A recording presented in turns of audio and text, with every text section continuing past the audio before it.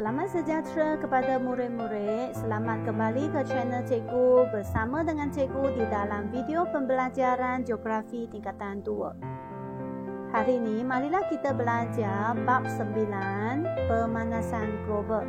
Ini memang merupakan isu yang hangat untuk seluruh dunia. Dan kita selalu mengadu cuaca terlalu panas sekarang ni. Inilah kerana pemanasan global telah berlaku. Baik, sebelum itu kita mesti tahu apakah maksudnya pemanasan global. Baik, pemanasan global ialah peningkatan suhu atmosfera bumi secara berterusan. Maksudnya sekarang bumi kita telah mengalami apa? Peningkatan suhu. Suhu meningkat. Dan lagi satu kata kuncinya ialah berterusan. Dia ialah secara berterusan, bukan hanya dalam masa yang singkat, tidak. Okey, dia bukan 1 hari, 2 hari macam ni saja, tidak. Dia adalah secara berterusan. Mungkin berhari-hari, berbulan-bulan, bertahun-tahun. Okey, satu soalannya. Mengapa suhu bumi semakin panas? Mengapa? Kita kata suhu meningkat, betul tak? Jadi mengapa suhu boleh meningkat? Kerana akibat daripada kesan rumah hijau. Ini dia.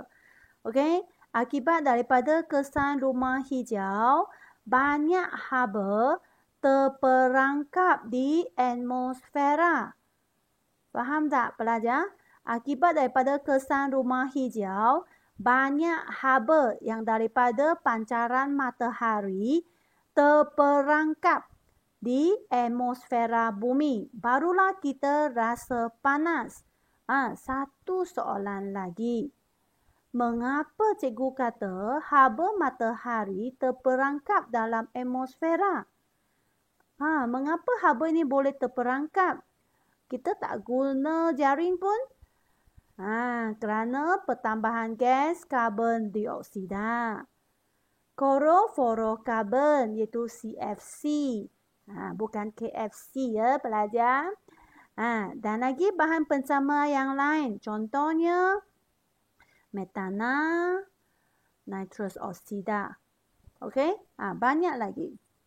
Jadi dengan adanya gas rumah hijau ini, dia telah memerangkaplah haba matahari di atmosfera bumi. Semakin banyak gas rumah hijau, maka semakin banyak haba yang akan terperangkap di sini. Jadi kita akan jadi semakin panas, maka fenomena pemanasan global berlaku. Baiklah, sekarang cikgu akan terangkan secara lanjut apa itu kesan rumah hijau. Sebenarnya cikgu pernah terangkan topik ini pada bab 4. Mungkin pelajar sudah lupa, tak apa, cikgu ulang sekali lagi. Baik, ini permukaan bumi kita. Baik, ini lapisan atmosfera. Baik, ini pancaran matahari. Okey, sebenarnya pancaran matahari ini sebahagiannya ialah terbebas ke angkasa. Okey, di atas ke angkasa. Dan sebahagiannya akan dipancarkan ke permukaan bumi. Jadi dia berlaku penyerapan, iaitu sebahagian besar haba daripada pancaran matahari diserap oleh bumi dan bertindak memanaskan bumi. Barulah kita boleh rasa panas kerana ada matahari. Baik, selepas tu matahari ini atau haba daripada matahari ini akan dipantau balik ke angkasa. Okey, jadi berlakunya pantulan. Okey, cikgu highlightkan, lebih senang nak tengok. Jadi berlakunya pantulan. Sebahagian pancaran matahari dia dipantau balik ke angkasa dari bumi dan atmosfera. Tetapi mengapa sebahagian sahaja, bukan semua dipantau balik? Kerana wujudnya gas rumah hijau di lapisan atmosfera. Fungsi untuk gas rumah hijau ialah memerangkap haba. Dia akan menangkapkan haba, simpankan haba. Untuk lebih senang faham. Dia tolong kita simpankan haba. Jadi semasa haba ini nak pantau balik ke angkasa, okey, gas rumah hijau ini akan tolong kita memerangkapkan haba ini dan pantau balik ke atmosfera ataupun ke permukaan bumi. Inilah fungsi gas rumah hijau. Jadi jika tanpa gas rumah hijau, mungkin pada waktu malam kita akan rasa sangat sejuk kerana tak ada haba langsung. Masalah sekarang, banyak aktiviti melepaskan terlalu banyak gas rumah hijau. Terlalu banyak gas rumah hijau dilepaskan sekarang.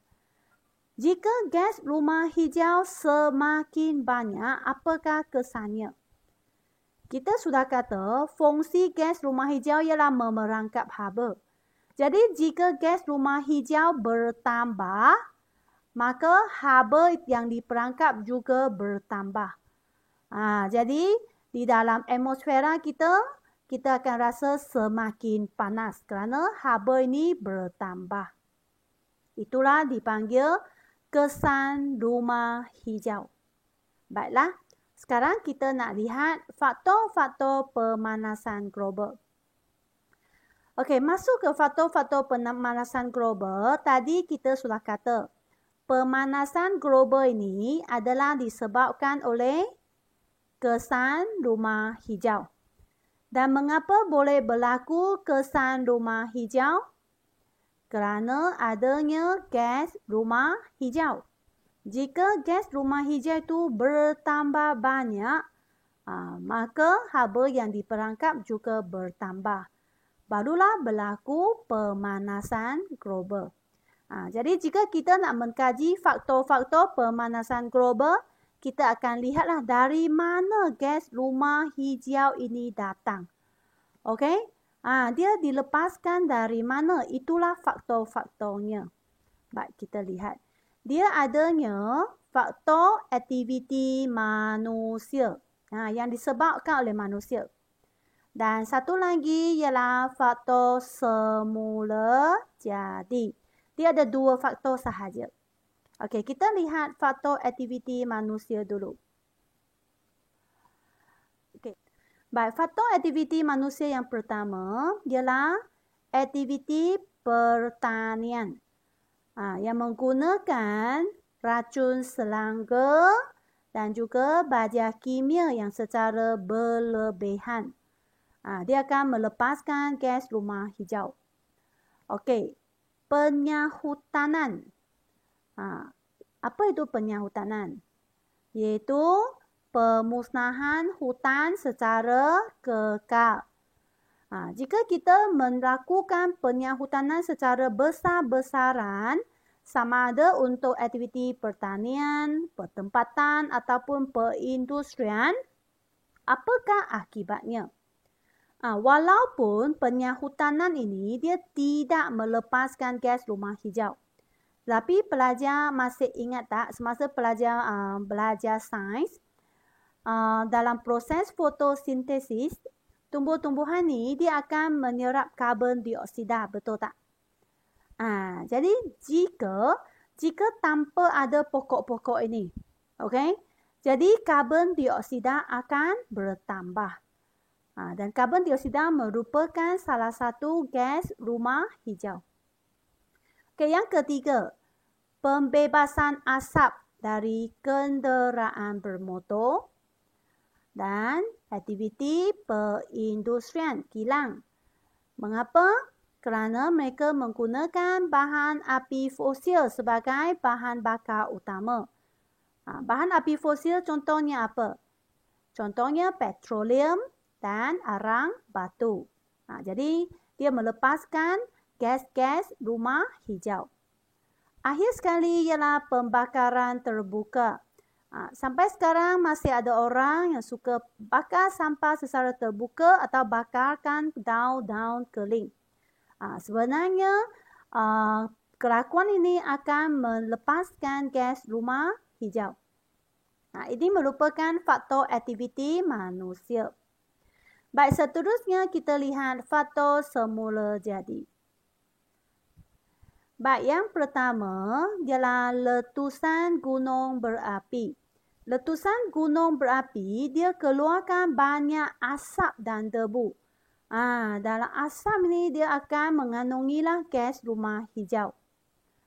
Okey, dan penerimaan pancaran matahari yang berlebihan. Terlalu panas cuaca. Kebakaran hutan semula jadi.